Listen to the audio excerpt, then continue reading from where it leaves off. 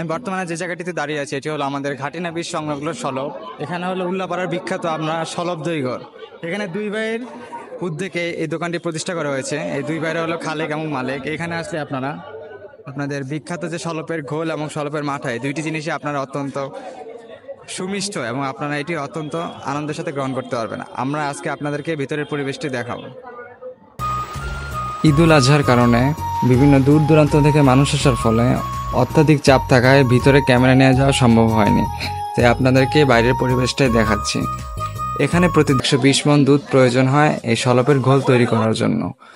এটি শুধু ঢাকাই নয়, বরং ঢাকা থেকে চট্টগ্রাম প্রায় সারা বাংলাদেশেই এদের সলপের ঘোল বাজারজাত করা হয়। এখন আমি আপনাদের জানাবো আপনারা কিভাবে এই সলপের ঘোল খেতে আসবেন।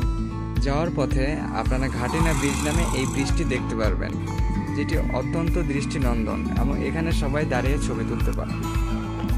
প্রথমে আপনারা উত্তরবঙ্গের যে কোনো বাসে উঠে রোডে নামবেন, যেটিকে গুগল ম্যাপে হাটিকুমরুল ইন্টারচেঞ্জ বলা হয়েছে।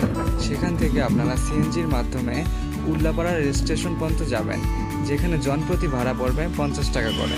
ঈদ উপলক্ষে অন্যান্য বারের তুলনায় এবার একটু বেশি ভাড়া নিয়েছে।